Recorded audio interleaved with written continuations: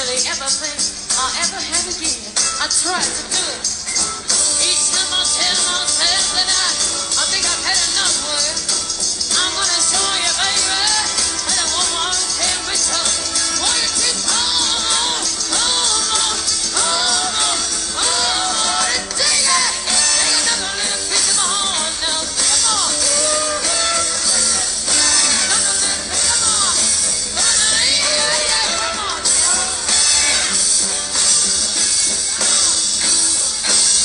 You know you got it if it makes you feel good. Come on, man.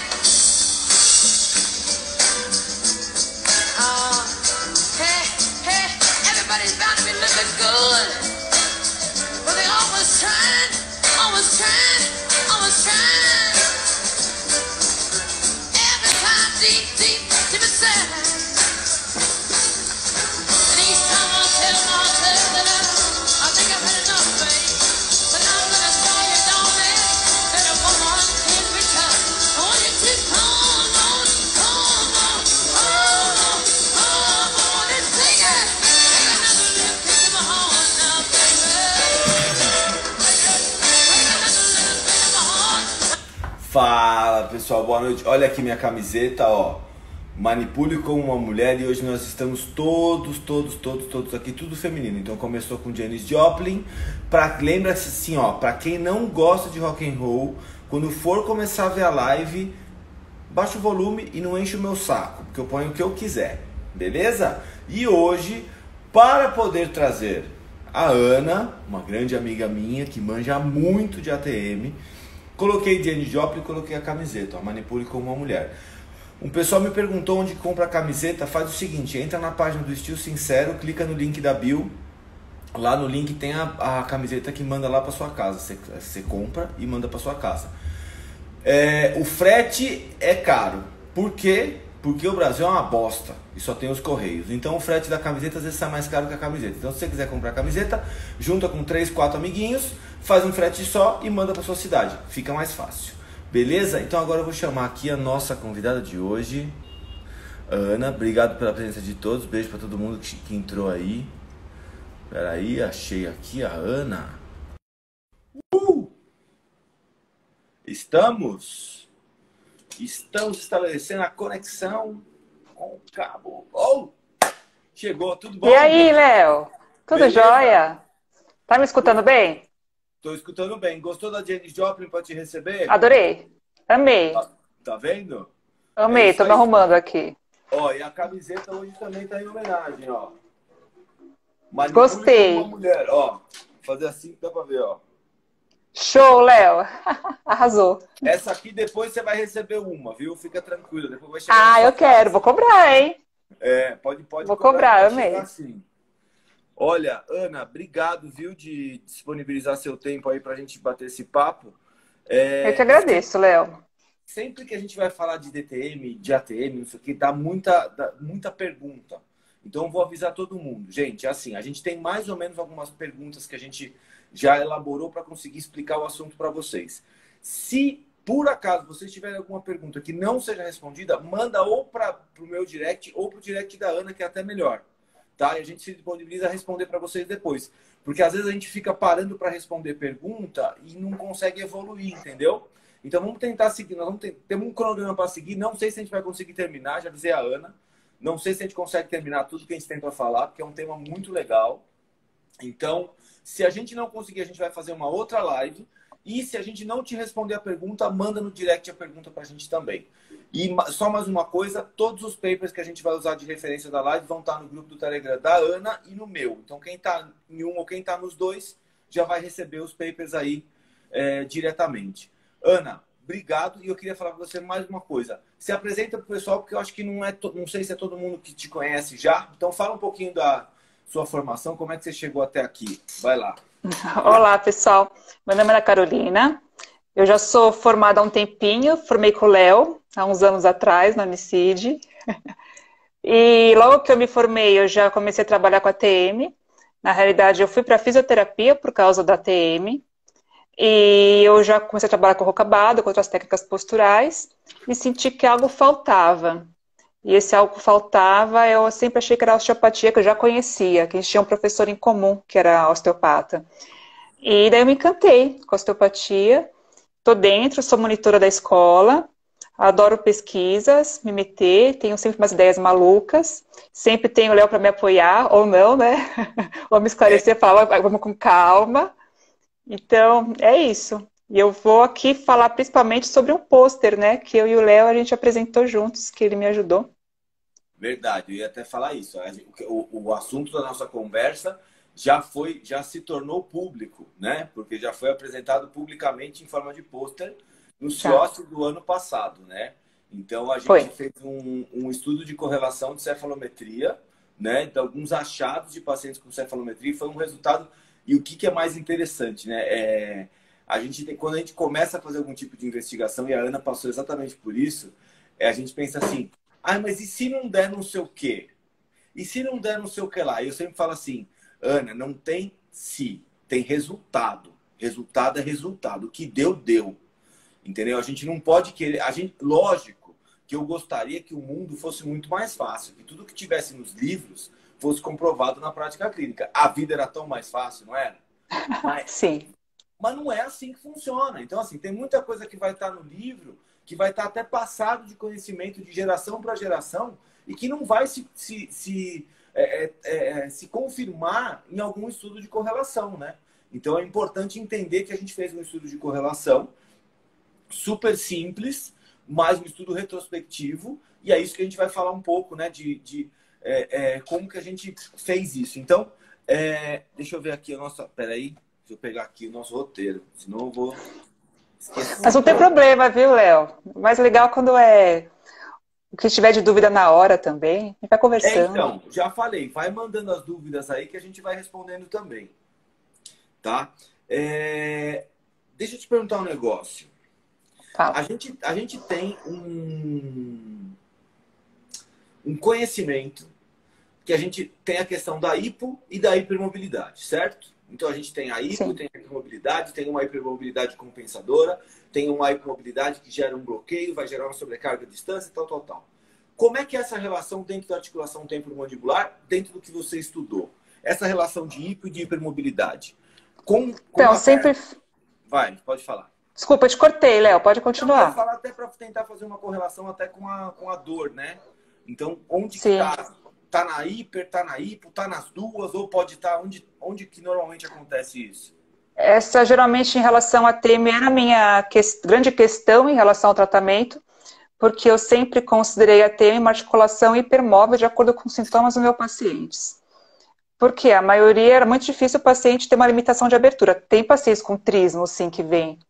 Mas o que eu percebi é que a maioria tinha uma grande abertura, de 40 milímetros. Estou falando de abertura da boca. Agora, em relação a disfunções osteopáticas, eu posso, sim, muitas vezes encontrar uma hipomobilidade numa articulação, que pode estar sobrecarregando a do lado oposto. Então, tudo pode acontecer no corpo humano, né? No universo que é o corpo humano. Mas a minha questão era, qual que é o padrão maior que vem os pacientes no meu consultório? Porque eu sentia, sim, que existia uma sobrecarga articular mecânica na ATM. E eu queria também saber, fazer uma pesquisa para poder comprovar o que eu achava na clínica era verdade ou não. Porque eu tenho que ter um argumento baseado também na minha pesquisa. Eu não posso ficar querendo argumentar, falar assim, na minha clínica é assim, a experiência clínica, mas eu tenho que também ter uma base, para ter uma estrutura para poder falar, para poder argumentar. Eu sei, lógico, a articulação temporomandibular, se tiver um trauma, se eu tiver uma torção mandibular, eu posso ter uma causa principal na mandíbula, mas ou não. Ela também está conectada com o sistema facial, com o sistema neuromuscular, conectada com a língua, porque ela faz parte do sistema estomatognático. Então, é muita coisa ao redor das ATMs, né? Que são duas articulações móveis sinoviais com o osso, que é a mandíbula, relação com o temporal, com o ióide, com língua, com o crânio, com coluna cervical, e vai Um para ombro, vai disco. para pé. É muita coisa. Com o que você falou? Disco. Sim, Ainda tem tem um disco disco. para ajudar, né? Porque ela Tem, só com tudo isso que você falou, ela já seria complicada. Aí, mais de tudo isso, ela tem um disco que funciona como menisco e que é muito móvel também, né? Então, se a gente for sim. fazer uma correlação da mecânica, a gente também tem muito problema na dinâmica da mandíbula, né? Me fala uma coisa. Eu queria que você falasse rapidamente, só para o pessoal ter uma ideia, como que se faz uma cefalometria? Entendeu? Como que você organiza esse tipo de exame e como que você analisa? Porque assim, eu acho que só para ter uma ideia, para saber que tipo de exame é esse, porque eu acho que tem gente que nem sabe direito que exame é, né? Só para a gente poder entrar no assunto Sim. diretamente. E olha que legal, essa é uma pergunta que você fez, né? Que eu falei que pode perguntando também você que a gente vai discutindo. E eu falei, eu vou pesquisar, porque eu acho que algo me dizia que você ia perguntar também. Eu Eu gosto de liguei, definição. mas Você tá conhece faz ótimo. tempo. Você conhece faz Tá tempo. ótimo. Eu não me grilo com isso não, que eu acho legal.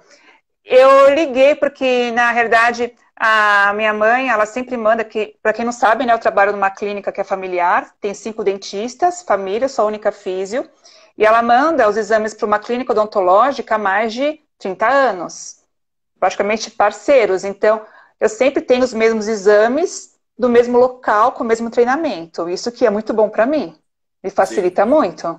bem E eu padronizado, né? liguei para um dos donos hoje. Eu falei, escuta, me esclarece um pouco, porque tem muita discussão em relação a cefalometrias, porque é um raio-x. Atualmente, muitos dentistas preferem uma tomografia, que falam que é muito melhor, né, que é o padrão ouro. Mas sem a cefalometria do Rocabado, eu queria saber, como é que ela é feita? Enfim, é uma radiografia, uma teleradiografia lateral. E qual que é a questão? O principal é ter uma posição natural de crânio. Essa é a grande sacada, para não ser uma posição forçada.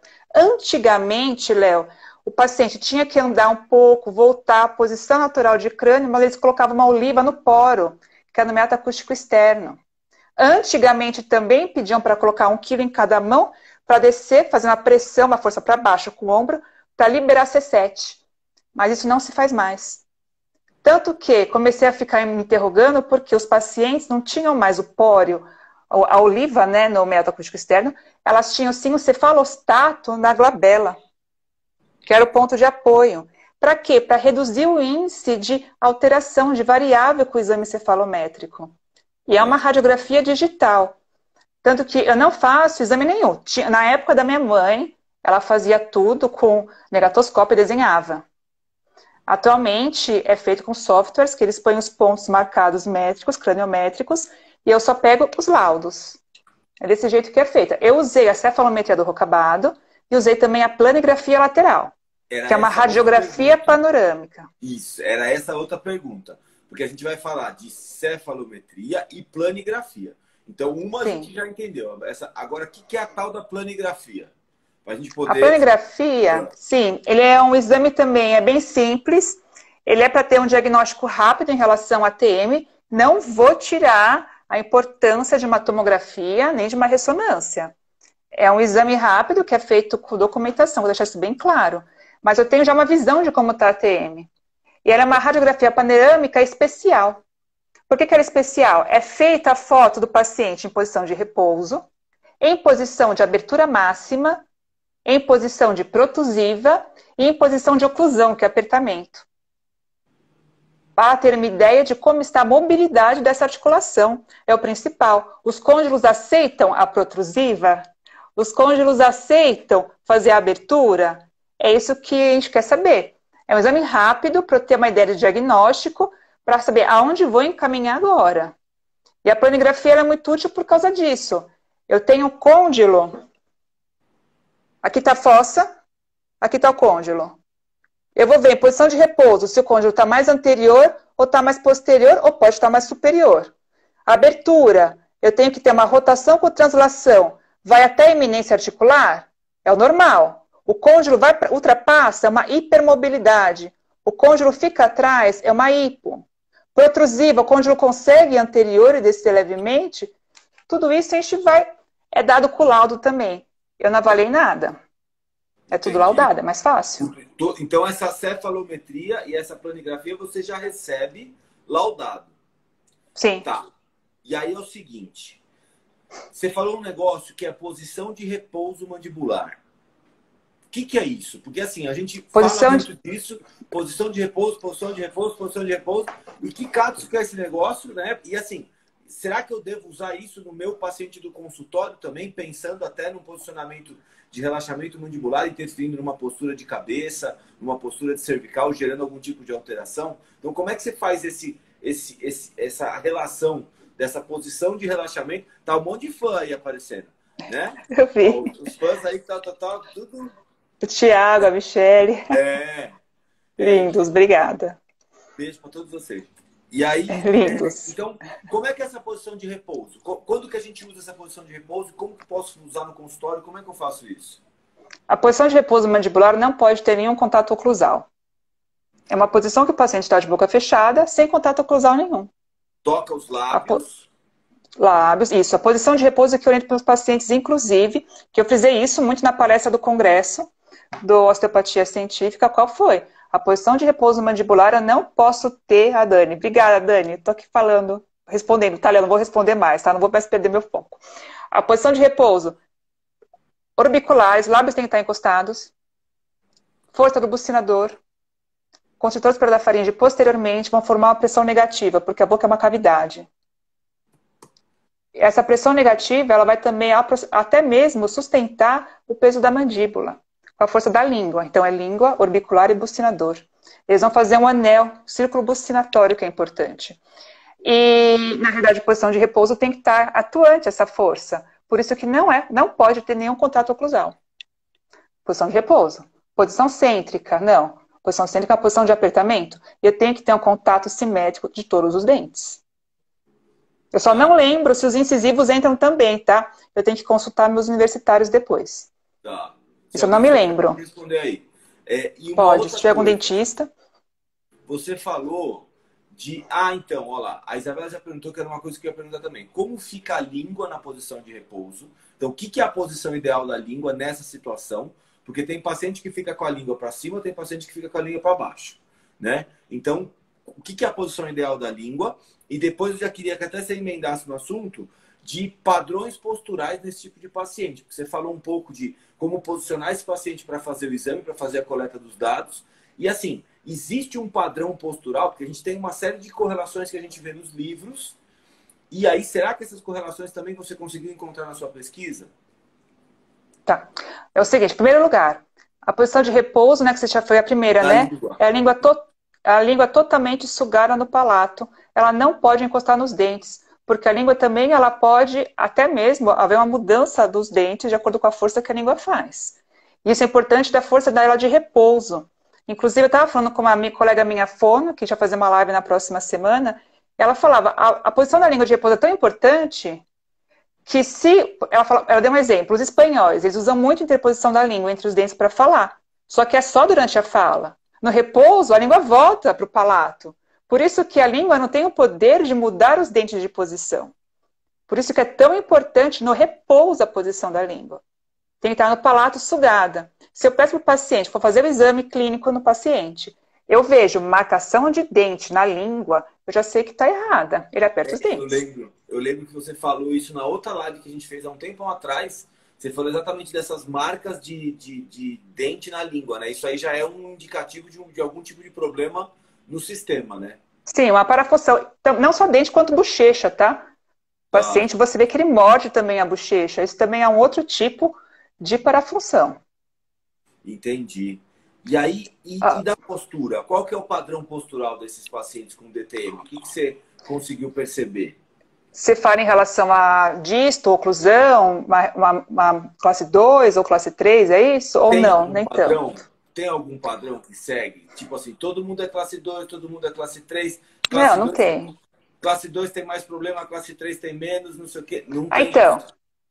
Então existem alguns padrões. Por exemplo, que eu achei bem interessante. Nos pacientes do pôster, eu não coloquei um dado importante. O ângulo goníaco deles é longo. O que é o ângulo goníaco? É o ângulo formado pelo ramo e pelo corpo. Esse ângulo ele pode ser curto, agudo, como ele pode ser obtuso, longo. Quanto mais longo foi o ângulo goníaco, praticamente quase todos os pacientes eles tinham esse ângulo goníaco obtuso com DTM. Porque qual é o padrão que eu vejo? Face longa. Paciente com face longa, com crescimento mais vertical da face, sim, geralmente são os pacientes com DTM. É o que eu mais vejo. Mais do que você for pensar, é lógico, face longa vai ter uma predisposição a uma distorrelação e vai ter uma predisposição a ser classe 2. Mas esses pacientes meus que eu tinha avaliado, eles tinham esse ângulo goníaco aumentado, que é o nome, porém eles eram classe 1. Retrognatismo, Isa. Retrognata. Porque geralmente a mandíbula também vai um pouquinho para trás. Se der tempo, eu vou mostrar uma tomo do Rucabado, uma imagem em que tem esse desenho. Face longa, vai ter mais uma relação posterior da mandíbula. Retrognata, classe 2. E me fala agora, pode falar, desculpa. Em relação à postura, classe 3, é bem aquele tipo do Bricot, né? Classe 3, rotação posterior de crânio. Isso eu não faço nenhuma fórmula no meu consultório. Falando sério agora. Eu não consigo ver muito padrão. Porque o que vai me atrapalhar mesmo, eu não consigo observar. Desde que me provem que tem, daí tudo bem. Porque eu não observo isso no meu consultório. O que eu vejo, que eu sinto que vai atrapalhar, que é padrão, a respiração oral. Tá. A respiração mista. O padrão está aí. Tá. O padrão está aí, porque a partir do momento que o paciente tem uma respiração oral ou mista, ele vai ter uma cabeça mais anterior. E vão ter as repercussões de uma cabeça anteriorizada. Bucal, né? Aquela sim, do respirador bucal. Esse é o meu problema de pacientes com DTM. Tá. Isso é o que você mais Daí encontra, que assim. É o que eu mais encontro. Legal. É lógico. Também vamos pensar uma coisa. As classes de Engel, o crescimento maxilofacial tem relação muito com raça também. Se eu for para uma população mais de oriental, eu vou ter um crânio mais curto, eu vou ter uma tendência maior à classe 3. Tendências, porque o crescimento da face ele é genético e epigenético. Tem a parte genética, mas tem também a adaptação ao meio, o estímulo que é dado. O estímulo que é dado pode ser desde uma respiração oral, pode ser desde uma alimentação alterada, uma alteração muito mole, uma mastigação unilateral, pode ser por torção de cérebro, mastigação unilateral, pode ser porque na hora de crescimento dos dentes descidos, de nascimento, um lado teve um edema, não conseguiu romper, a criança ficou mais de um lado e virou isso como um hábito, pode ser tudo. Mas os hábitos também vão acabar desencadeando o crescimento maxilofacial. Existe o típico de classe 2 também, que é mais comum, mas não sei se também nós somos caucasianos, se tem também uma predisposição genética, uma predisposição em relação à respiração, uma predisposição em relação à respiração mais mista, porque eu estou fazendo uma outra pesquisa agora de DO. E é impressionante, Léo. Eu acho que de 80 que eu já peguei, eu acho que 60 tem respiração mista, de crianças, né, e adolescentes. Então, 60 com respiração mista, com deglutição atípica. Então, quantas vezes a gente deglute durante uma hora? Não sei, durante um minuto. E o quanto que isso vai estar também atrapalhando, fazendo uma interferência no crescimento. Então, isso para mim é mais complicado do que padrão, sabe? Porque eu gosto de associar com função. Eu não gosto de ver apenas o padrão postural. Apesar de ter feito RPG, né? Mas eu sempre fiquei mais na função do que outra coisa. E me fala uma coisa, você conseguiu encontrar alguma relação com o lado de dor?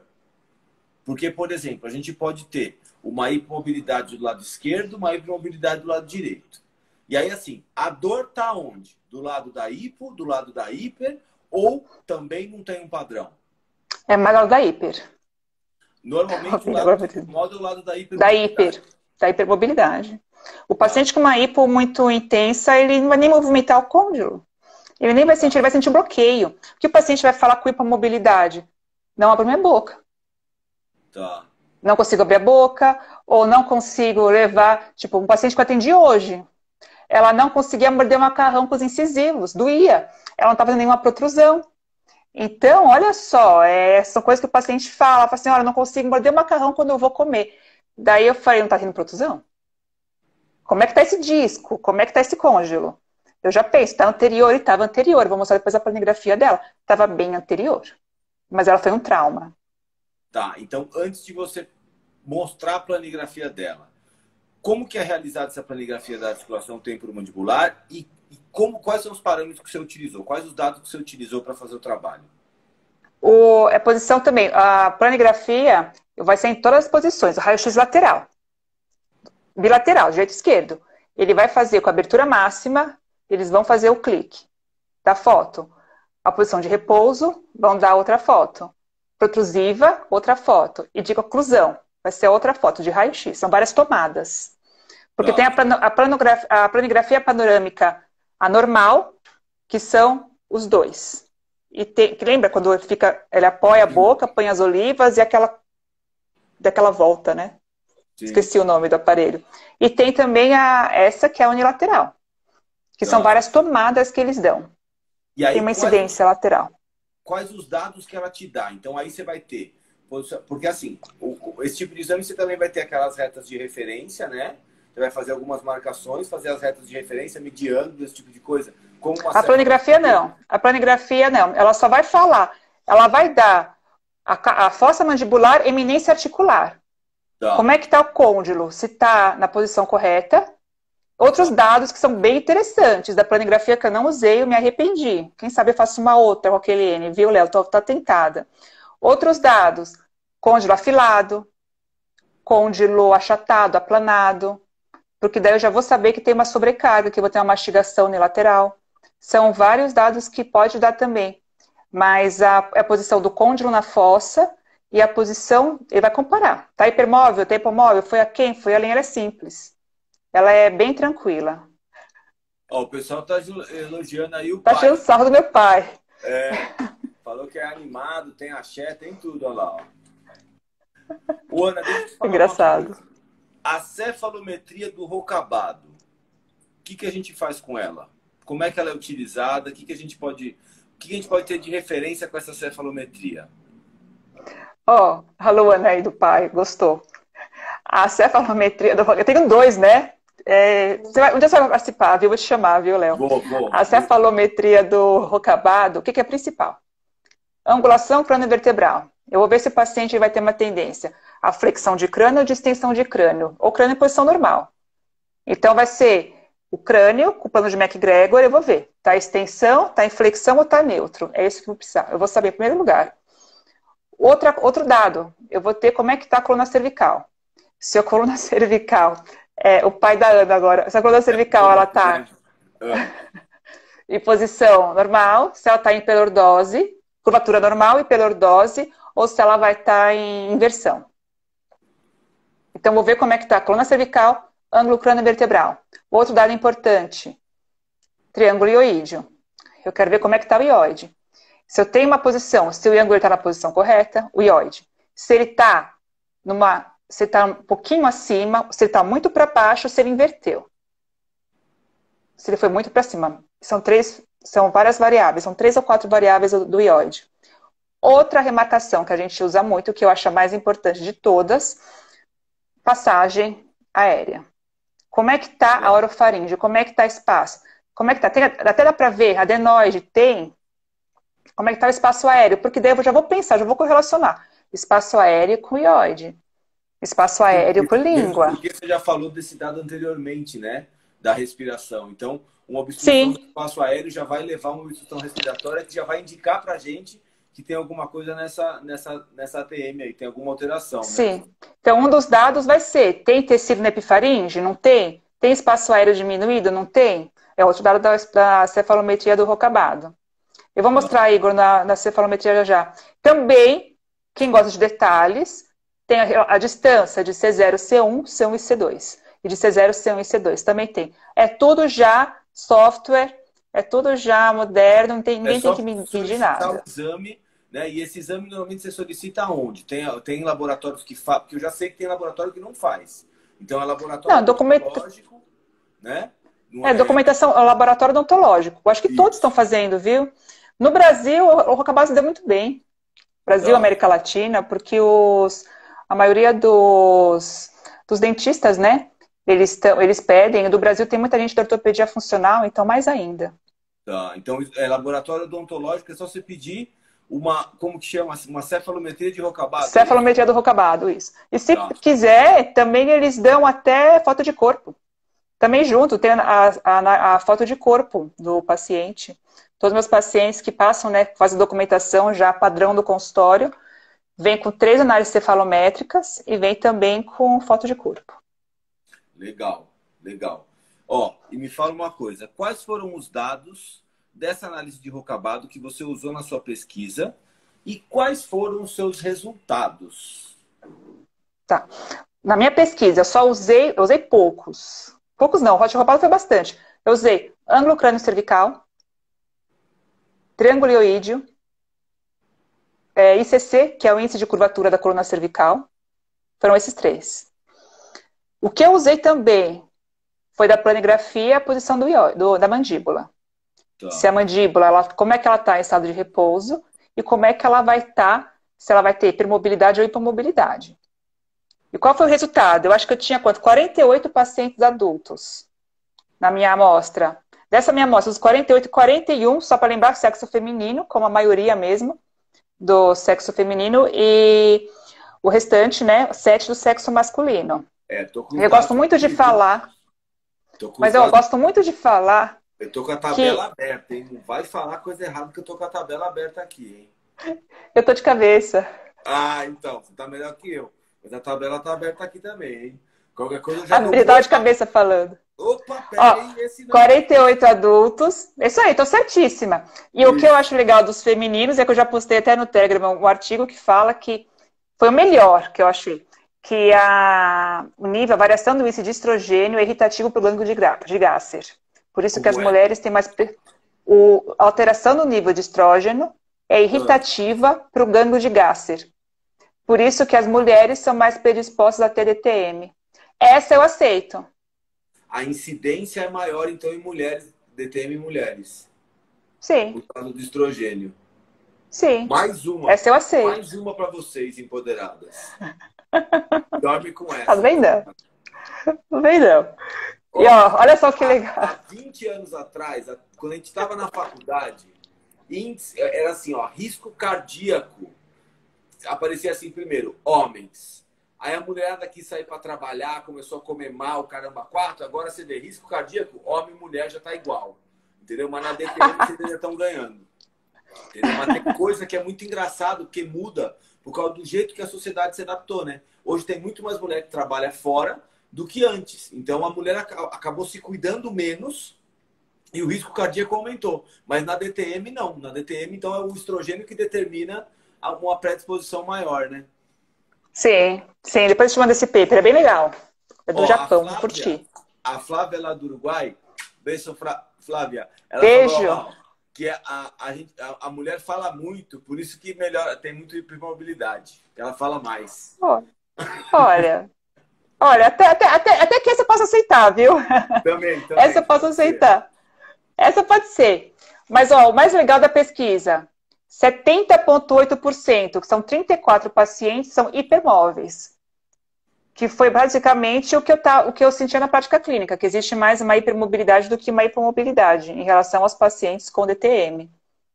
E o que tinha de padrão, né, em relação a esses pacientes? O principal, dos hipermóveis, o triângulo ioídeo, que é o ocioide, ele estava alto, ou reto ou invertido. Se eu for somar, 55,8% tinha o ioide mais superior. Tá certo aí, Léo? Essa não tinha. O ângulo crânio-vertebral dos pacientes hipermóveis aumentado, 47,05%. Isso eu via muito na prática clínica, apesar que muitas referências, como até mesmo do Rocabado, diz que os pacientes com DTM, com cabeça anteriorizada, têm rotação posterior de crânio. Isso é como se fosse é bem taxado, mas eu não percebia isso tanto. Principalmente com análise cefalométrica. Eu via mais uma tendência de rotação anterior de crânio. Em criança, tudo bem. Estou falando em adulto, com DTM. Tá? Em relação à coluna cervical, uma tendência também a uma inversão e retificação. Daí casa, viu, Léo? Caso eu bater um ocioide alto com uma tendência de uma coluna cervical invertida. Então, o que eu vou pensar? Tem uma hipermobilidade em ATM. Como é que está o sistema facial, o sistema muscular anterior? Como é que está a língua? Tudo isso vai estar... Essa alteração de posicionamento de ioide, por exemplo, vai interferir diretamente na deglutição, né? Então, esse paciente também pode ter problema de deglutição, pode ter outras alterações associadas por causa disso. Isso também pode ser um indicativo para a gente, na anamnese, de se ligar O paciente fala, não, eu tenho dificuldade para engolir. Porque Certeza. o mucoide não está movimentando para fazer a deglutição, né? Certeza. A parte facial fica muito rígida. É necessário manipular. Eles falam que eles têm que engolir, eles dão aquele movimento de onda para conseguir engolir. Ou sentem que estão amarrados na garganta. Mas isso, Léo, são sintomas muito comuns em pacientes com DTM. Até mesmo o ronco, ele é muito comum também. Mas daí já vai ter a ver também com o espaço da orofaringe. A gente sabe que o ióide também, ele vai limitar o espaço da orofaringe, mas com o ronco tem que entrar. A odontologia é fantástica também para isso, a fono também é fantástica, porque principalmente vai ter relação também com a distalização da mandíbula junto com o ocioide. A gente não pode esquecer, não pode ficar falando também que é só face, é só físio. Entrou para ronco, é fono e odonto também, é imprescindível. Então, é isso que eu queria te perguntar agora. Então, Fábio. Então, assim, ó. Ô Fábio, para você... Abraço. Tem agora mais uma pessoa da Unicid, Fábio. Tem mais uma aí, ó. Deve ter mais aí perdida aí no meio. Você falou um pouco do trabalho, né? Porque antes já tinham perguntado também da questão emocional. Então, assim, para você conseguir abordar esse paciente com DTM, a gente já viu que o exame de cefalometria e a planografia são boas escolhas para a gente determinar uma série de condutas. Agora, sim, a gente não vai resolver 100%, porque vai ter coisa que vai ser de origem emocional, que vai interferir, vai ser coisa que vai ser de origem, sei lá, de outras áreas, nutricional. O que mais pode interferir nesse tipo de paciente? O que você mais vê? Mas assim, agora a gente está falando, esquece os dados do seu trabalho e vamos falar da sua clínica agora. Observacional desses anos que você trabalha com isso.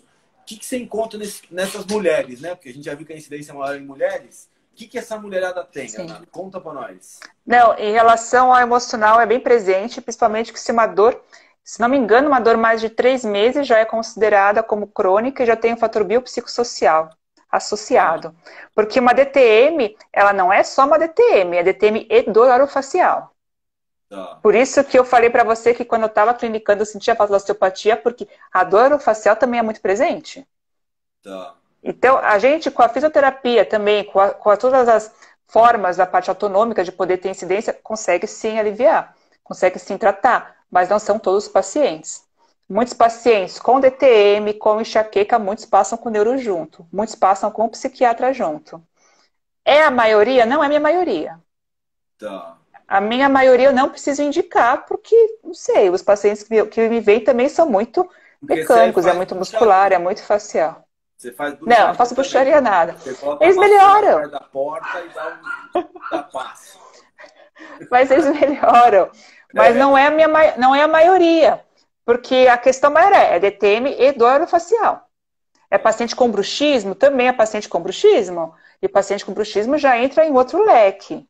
O bruxismo, tem um bruxismo noturno, que tem a comorbidade enorme, que pode ser refluxo, pode ser um montão de coisas, pode ser apneia do sono associada, pode ser uma respiração oral associada também com o bruxismo, e tem também o fator emocional, também tem o fator central do bruxismo. Porém, só de orientar o paciente bruxômano em relação à posição de língua, em relação à posição de repouso mandibular, ele já melhora muito. Com a ajuda também dos biofeedbacks que estão aí, e ajuda muito também em relação ao bruxismo. Ele é muito importante. Sempre sabendo abordar tudo. Agora tem uma dentista, ela chegou, Lúcia, você conseguiu escutar? Abusando da irmã. Oclusão cêntrica. Tem que ter o contato dos incisivos? Se você escutar e lembrar, escreve aí pra mim, tá? Que eu não me lembrava. Eu vou mandar um beijo pro Palmilhando e pro André Mendes. Beijo, sua live tava muito boa. Beijo, André. Eu tava vendo a live dele antes. Então aí daqui a pouco vem a resposta da Luciana. Vamos ver. Lúcia, vamos ver se ela vai... Lúcia. Se ela escutou. Verdade, errei. Me fala uma coisa. Eu queria que você falasse um pouco da pesquisa, sabe por quê? Porque tem muita gente que assiste as lives, porque eu já vi aí falando assim, isso é o tema da minha pesquisa, eu tenho que assistir essa live, eu tenho que não sei o quê. Beleza. Agora fala o seguinte, como é que é fazer pesquisa em terras tupiniquins, com os nossos recursos todos? Conta pro pessoal. É tudo sozinho. Porque o Vinícius ontem contou a história dele de fazer pesquisa, o perrengue que ele passou para conseguir fazer o negócio do doutorado e tal. E assim, eu não conheço ninguém que fez pesquisa de DO, de mestrado, de doutorado, que não deu uma merda no meio do caminho. Então eu falo assim, é igual uma viagem longa. Você vai fazer uma viagem que vai durar 3 dias. Quase certeza que uma merda vai acontecer. Agora você vai ter que ter recurso para lidar com aquilo. Entendeu? Então, fazer uma pesquisa é uma viagem longa. Vai dar uma merda uma hora. Entendeu? E essa hora que der a merda, como é que a gente vai? Conta um pouco o seu perrengue para fazer essa pesquisa aí. O que aconteceu? Ô, Léo, sabe qual que foi o problema? A pesquisa foi tranquila, porque eu fiz tudo com documentação odontológica do consultório. O Sim. perrengue mas qual que é o perrengue? Você tem que ter dedicação, você tem que ter a meta da data, você cumpre a meta da data. Ao invés Sim. de eu sair, de passear com os meus filhos, com o marido, eu ficar fazendo pesquisa, eu falei assim, muito, eu tenho prioridade. Para mim foi fácil por causa disso, porque eu tinha todo o N, mas que não é perrengue ficar mexendo ficha por ficha, documentação por documentação, apostila por apostila. É que você fez um estudo a partir de prontuário retrospectivo. Então, os seus dados já estavam coletados. Você precisava pegar prontuário. Quantos prontuários você leu, moça? Olha, para eu pegar esses 48, uns 150. Então, você leu 150 prontuários, tá vendo? Foi tranquilo. Não, você leu 150 prontuários. E aí você leu quantos papers, mais ou menos? Que a gente só se a gente pegar a nossa conversa de WhatsApp, tem mais paper que muito trabalho publicado. Não, paper não. Paper eu tenho no mínimo 200 comigo já. Então foi tranquilo. Ler 200 não, papers, analisar 150 é porque eu gosto, né, Léo? Você entendeu? Eu tenho esse problema. É isso. Por isso que a primeira coisa que eu falo para todo mundo que vai fazer pesquisa é: escolhe alguma coisa que você goste. É isso aí, esse é o segredo. Você consegue falar de tudo isso. Pô, você leu mais de 200 artigos. Você agregou muito conhecimento para você nesse tempo todo. E tem coisa que você não vai usar desses 200 aí. E você leu 150 prontuários para usar 40 e poucos. Então, assim, é muita coisa. Só que por que ficou prazeroso e ficou legal? Tudo isso aí. Porque você estava agregando conhecimento para você, para sua prática clínica e para a gente, né? Porque você compartilhou tudo isso, né? Então, sim, primeira coisa, escolhe alguma coisa que você goste. O resto anda. Sim. Eu gostava, então por isso foi muito fácil para mim, porque eu gostava de ver os resultados. Você começa a pesquisar, você fala, olha, tem relação de novo, e você começa a ficar casando os dados. Isso é legal, né? Porque você vai descobrindo coisas que você não nem fazia ideia que tinha relação. E é só no estudo que você consegue. E para mim foi fácil porque eu tinha familiaridade.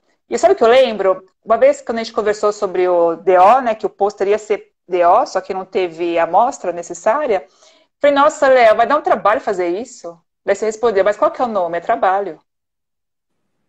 É um trabalho, então vai dar trabalho. Eu com aquilo na cabeça, vai dar trabalho. Vai dar e eu vou encarar. E foi nessa. Ana, me fala um negócio. E o resultado, quando você viu o filho nascido? Entendeu? Ah, é demais. E aí você olhou... É demais, dá orgulho, né? Isso. Você fala, meu, é isso aí. É uma coisa, e o mais legal desse trabalho é que ninguém fez um igual. Sim. Não existe um igual. Eu pesquiso, agora que eu pesquiso, viu? A maioria dos traçados do Rocabado, cefalometria, são feitos por dentistas, então é visão de dentista. Apesar dele ser fisioterapeuta, quem agregou muito o Rocabado foi dentista. Então, o que o Rocabado, são visões de dentista. A visão é uma visão muito mecânica, não tem uma visão mais funcional. Então, acho que isso que falha um pouco, porque a gente que tem a nossa visão mais de funcional em relação à postura, é alguma coisa mais prática clínica, porque eu quis adicionar com algo clínico. Tem um trabalho fantástico que foi feito em Piracicaba com os dentistas de lá, só que eles quiseram avaliar os dados da análise cefalométrica com luxação de disco articular. Não foi inconclusivo, mas também a gente já sabe, pela nossa prática clínica, que ia ser inconclusivo. Sim. Avaliar se tem um deslocamento de disco bilateral e como é que vai estar o ângulo crânio-vertebral e o ióide. É muito distante. Então, acho que ninguém fez essa pesquisa, mas também é uma prática clínica. Então, você consegue pensar na clínica, você já bola a sua questão. Isso que acaba ficando mais fácil ainda. Você sabe o que eu lembrei? Eu lembrei de uma paciente minha que aconteceu o seguinte, a paciente chegou para mim e fez assim, eu tenho DTM, ela me mandou mensagem, eu tenho DTM, você trata DTM? Eu falei, trato, marquei a avaliação com ela. Ela chegou, aí o que me espantou? Ela já mandou assim para mim logo de cara, assim, não, eu já passei com 2 especialistas em ATM e eles ficavam mobilizando minha boca para cima e para baixo, assim, ó, um montão, e eu saía de lá até melhor. Só que depois eu ficava com mais dor. Sim. Eu achei estranho. Eu falei, não, pera. E aí eu comecei a fazer um diagnóstico diferencial e você via que a clínica dela não batia. Então, por exemplo, tinha hora que ela tinha uma limitação de abertura, tinha hora que não aparecia limitação de abertura, tinha hora que ela tinha um pouco de apertamento de um lado, um pouquinho de mordida cruzada de um lado, o outro não. Falei, não, tá estranho. Aí, o que eu fiz? Intuitivamente, ela falou assim para mim, não, sabe o que acontece? Eu fiz um tratamento de canal antes de começar a doer aqui, porque ela tinha uma dor na região aqui do ângulo da mandíbula, no ramo mais vertical. Aí eu falei, mas que estranho. Depois eu pensei, ela ficou muito tempo com a boca aberta fazendo tratamento de canal, e aí deve ter dado uma luxadinha, deve ter deslocado alguma coisa. Fui achando aquela palpação, sabe aquela palpação que você me ensinou do rocabado, dos pontos do rocabado? Fui fazendo a palpação do rocabado, não encontrei nada de muito significativo. Só que ela tinha a mesma sensibilidade do outro lado, no mesmo ponto. Falei, pô, tá estranho. Aí eu falei pra ela, olha, eu não sei direito o que é, sabe o que eu vou te pedir? Eu vou pedir pra você passar por um dentista. Porque eu acho que você precisa ter um pouco de exame que eu não consigo ver. Sabe o que ela tinha? Cárie. Ela tinha uma cárie no dente do fundo, ela tinha feito... Que estava dando uma dor irradiada. Mais anterior, e a cárie estava dando a dor irradiada para cá. Ela tinha ido em 2 especialistas de ATM, que ficaram mobilizando a boca sem olhar o sintoma sistêmico que estava acontecendo com não dá. Então, dá uma dica para a galera conseguir fazer esse diagnóstico diferencial, porque assim, eu passei por isso e eu vi o quanto é difícil você conseguir ter essa sacada, entendeu? Então, eu tive que encaminhar para o outro profissional para poder acordar. Então, assim, quais são os sinais que você fala assim, pô, isso aqui é bandeira vermelha, sabe? O que é uma red flag? O principal é a bandeira vermelha, o fator psiquiátrico, né? O paciente que tem medo de abrir a boca, cinesiofobia, é uma bandeira vermelha. Existe muito isso também, mas não é muito meu público-alvo. Mas tem paciente com cinesiofobia, pacientes com dores, umas enxaquecas, que pode ser uma arterite do temporal. A gente tem que ter também noção do critério clínico, noção todas essas enxaquecas que existem, que são bandeiras vermelhas, tem que levar para neurologista, é muito importante, isso é o principal. É saber diferenciar quando você põe a mão e quando você não tira, porque uma DTM, ela é também uma dor orofacial. Eu já atendi paciente com carcinoma espinocelular em língua e tinha uma dor irradiada em face. Mas é lógico, se o paciente ele tem uma dor noturna que não melhora, uma limitação de momento de abertura, manda para o médico. Tá. Tem que pesquisar. Então você vai ter que associar com a clínica. Porém, se a palpação ela está inconclusiva, com sintoma muito agudo, não é, você está comendo bola. Sim. A anamnese é muito importante. A palpação, o exame físico é muito importante, a palpação é muito importante. A cronologia, né? Que Sim. Às vezes engana a gente também, né? A cronologia também pega a gente pra caramba, né? Léo, 10 minutos a gente não falou nem metade. Eu sabia já. Deixa eu fazer mais uma pergunta. Quais são os outros papers que você acha importante de cefalometria do rocabado que você acha que vale a pena a gente olhar? Porque assim, você tem uma porrada de paper que usa cefalometria do rocabado, você já falou. Tem uns que são utilizados por parâmetro de dentista, que às vezes não serve tanto pra gente. Então, o que você acha que é interessante pra gente ler dessa parte aí? Mas de cefalometria mesmo, o que eu gosto, para nós, é um que eu postei hoje no Instagram, que na realidade... O Instagram da Ana, quem não tá, deve estar aqui, ó. Onde tá o meu dedo aqui, deve estar o nome dela. Clica aqui, vai lá seguir, que vale a pena, hein? Porque existe uma briga muito grande pelo exame cefalométrico sem radiografia, e nesse, ele fez uma tomografia. Mas o legal, que eu acho que é o legal mesmo para nós, é porque ele faz outras medições craniométricas, em que ele vê o ângulo da SEB, e o que ele fala? Quanto maior é o ângulo da SEB, quanto mais obtuso é o ângulo da SEB, vai ter também uma diminuição da angulação, que eu posso depois mostrar, mas o que quer dizer? Leva um crânio, um crescimento longo e com uma distalização de mandíbula. Então, portanto, quanto maior o ângulo da SEB, maior tendência a face longa e a classe 2. Resumindo. Então, mulher, resumão. Local de crânio longo, já chega, já trata pra bater, nem pergunta. Por que você tá com mulher aí? Lembrei. É isso? Chegou a mulher com o rosto comprido. Mas, ó... Deita aqui que eu já sei. Ó, já toma essa. Mas, Léo, homem também tem DTM, tá? Não vem não, tem Não, sintomas. você falou que nós Já estamos atendi muito trabalhando com homem. probabilidade, entendeu? Sim, sim, eu sei. Eu sei, Léo. Mulher é É, mais suscetível, entendeu? É isso. mas, ó, você viu que a Lúcia escreveu, né? Relação cêntrica tem contato também dos Ah, verdade. incisivos Tem contato dos, ó, na na oclusão oclusão cêntrica, você cêntrica. tem o contato dos dentes em oclusão, inclusive dos incisivos. Obrigada, Lúcia. Pessoal, ó, a Obrigada. gente Também tem. tá a Karina Bittar aí, que é o dentista queridíssima. Olha, ela tá fugindo, mas eu vou fazer uma live com ela ainda. Ah, já chama na Cintia agora que tá ao vivo, que aí não tem muito pra onde correr, entendeu? Você dá uma intimada, fala assim, ah, vamos fazer uma live com você. Aí a Escutou, pessoa não Karina? tem muito pra Não, onde ela é correr. fantástica. Ela é fantástica, Léo. Trabalha com ortopedia funcional e ela tá fazendo uns trabalhos maravilhosos com apoio plantar, com... Ela trabalha com oclusão, mordida cruzada, é bem legal. Muito Tem de bom, tudo aqui. muito bom. Ana, deixa eu falar uma coisa, ó, nós temos mais, basicamente nós temos mais 8 minutos aqui marcando pelo meu reloginho aqui. Você sabe que o Instagram corta nós sem nem perguntar, né? Ele já vai, puxa, arranca nós da tela. Então, ó, tem alguma... Vamos ver se tem alguma pergunta. Acho que não tem, a gente acabou respondendo junto, né? Não sei, Léo.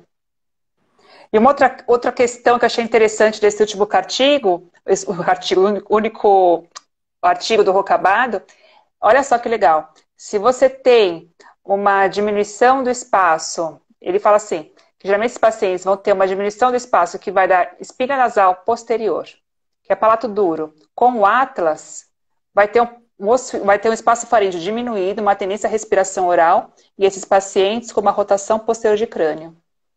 Tá. E Deu me para fala uma entender? coisa Paciente. que eu pensei Então, a aqui. rotação posterior de Pode falar. crânio ele relaciona com diminuição da passagem de ar. Mas o público dele foi só classe 2, tipo 1, de criança de 8 e 12 anos. Tá, O bem meu público, específico, né? na minha pesquisa, foi adulto. São Tá, outras aferências de um adulto do que numa criança de 8 a 12 anos com uma sim, mordida classe 2, tipo 1. Que tem tá, uma mandíbula para trás, incisivos um pouquinho inclinados superiormente, pode dar uma mordida aberta ou uma sobremordida. tá. Deixa eu só perguntar um negócio que é curiosidade. E o que você pode falar da SEB em relação a essas medidas? Tem alguma... Porque na cefalometria a gente mede também alguma coisa da SEB, né? Da sincondrose seno-basilar. Então, Sim, você esse costuma ter último ele alguma mediu. relação? E o que ele falou nesse último artigo, nesse último trabalho, isso já é de praxe. Se eu tenho uma extensão de SEB, eu vou ter uma tendência classe 2, Tá, que seria o ângulo mais obtuso, que seria o ângulo da nasion, ceratúrcica e basion. Conseguiu visualizar, Léo? sim. Aí tá mais Quanto mais plano aí. obtuso. Tá, Isso. Quanto mais plano, vai ter tá. uma tendência a classe 2. Vai ter uma tendência porque eu vou ter uma mandíbula um pouco mais para trás. É inversamente proporcional. É que não tem poder mostrar agora, porque eu ia mostrar. Isso está no artigo que eu publiquei hoje no Insta e que o Léo vai publicar também no Telegram. É, Ele já está no meu Telegram também. tá. Então, quanto maior for o ângulo da SEB, é inversamente proporcional à relação que vai ter da maxila e da mandíbula. Elas vão estar mais...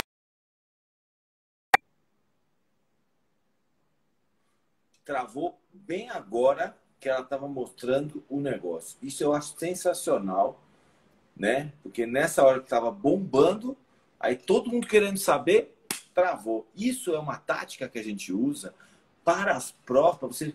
Veja a cena dos próximos capítulos. Não conseguimos terminar dessa vez. Eu vou tirar a Ana e vou pôr ela de novo. Espera aí.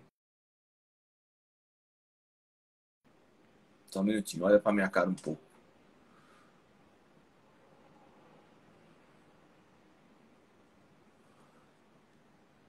Agora de novo. Agora ela vai voltar. Parará. Porque ela foi fazer assim, né? Travou. Eu tô fixa agora eu tô parada. Ué, não apareceu? Será que vai aparecer? Eu acho que foi o meu, viu, Léo? É só para testar a minha capacidade de improvisação. Eu já quase comecei a contar uma outra história. Ué, mas não tá aparecendo você agora. Tenta sair e entrar de novo. Peraí, deixa eu fazer uma coisa. Você tá... Não tá... Peraí. Deixa eu colocar você de novo. Ih, caiu de vez. Peraí, pessoal. Nós estamos tentando aqui, estamos passando por problemas técnicos. Aí o pessoal da equipe aqui tá tudo buscando os cabos, religando e tal. Peraí, que ela vai voltar. Aí, voltou. Aí, calma que agora acho que volta. Só fica a voz. Parece que ela tá no além, né? Aí parece que é uma entidade falando do outro plano. Aí voltou. Agora Como diria meu filho, bugou. Bugou. Aí ficou uma entidade, né? Porque aí eu ficava falando assim, vi uma voz feminina por trás, assim, o pessoal achou que era espírito. Não, fica tranquilo. Adorei. É assim. Você fala assim, ó. Aí parou. É inversamente proporcional. Quanto maior a angulação da SEB, que seria a relação Nasion-célula-basion, quanto maior for essa angulação, menor vai ser a relação que eu vou ter célula-nasion.A, célula-nasion.B. Então, eu vou ter uma menor angulação, eu vou ter uma tendência, uma mandíbula mais para trás e maxila mais para trás, que seria uma face longa com classe 2. Se eu tenho uma angulação menor da SEB, eu vou ter um desenvolvimento maior, desse ponto de vista horizontal, dos ossos da face. Uma tendência maior também é a classe 3. Tendência, tá? Tá. Ana, deu para entender? Deu. Vou te falar uma coisa. Vamos fazer assim, vamos fazer uma outra live depois, pra gente poder mostrar essas coisas. Porque a gente não conseguiu mostrar as imagens que a gente deixou separado. Então, assim, a gente vai mandar os papers no grupo do Telegram. Só que, assim, eu vou te pedir agora ao vivo, pra você não ter como recusar, da gente fazer uma outra live pra você poder mostrar tá essas ótimo. imagens. Então, a gente pede ao vivo pra não ter você falar assim, eu vou. Aí já tem outra, entendeu? Não tem nem como correr. Eu vou. Isso, eu isso. Vou. Pronto, é isso que eu queria. Então, na próxima live, a gente vai fazer na semana que vem. A gente vê depois do dia, a gente organiza direitinho. E aí a gente mostra essas imagens para o pessoal poder visualizar tudo isso que a gente falou. Então, a gente já falou das correlações, dos números das correlações. E em breve a gente vai publicar esse estudo aí. Vai ser um estudo bem legal, porque está ampliando a amostra para fazer o DO, né? Então, a gente vai fazer um estudo bem legal para poder fazer o seu DO disso aí. Então, a gente vai apresentar as imagens depois, tá? Então, eu te agradeço. Agradeço o pessoal aí. Obrigada. Eu vi tantos alunos aí que eu amei. Todos do meu pai. Eu intimei um pouquinho meus alunos também. Obrigada a todos. Léo, obrigada, né? Não, obrigado você pelo conhecimento aí. Sempre é muito legal. Toda a sua bagagem de conhecimento pra gente sempre vale muito a pena. Obrigado mesmo de coração. Obrigada, Léo. Beijos. Se cuida, tchauzinho. Valeu. Galera, foi muito legal, só que assim, a gente tinha programado uma porrada de coisa para falar para vocês, só que não deu para falar tudo e não deu para mostrar as imagens. Então, o que a gente vai fazer? A gente vai fazer na semana que vem uma outra live, e essa live a gente vai mostrar as imagens para vocês, vai dar um jeito de mostrar essas imagens para vocês, de todos esses ângulos aí. Quem quiser, os papers que a gente comentou, tá no grupo do Telegram, ou no meu ou da Ana. Então, vai lá na página da Ana, se você tiver com alguma dúvida, pergunta para ela, vai na minha página, no link na bio, clica lá, tem grupo do Telegram, entra lá no grupo que você vai pegar todo o material, tá bom? Um beijo, se cuida. E quem quiser a camiseta, vai lá na página do Estilo Sincero, clica no link da bio, tem a camiseta, entrega na sua casa, você paga o frete. Beijo, tchau. Ó.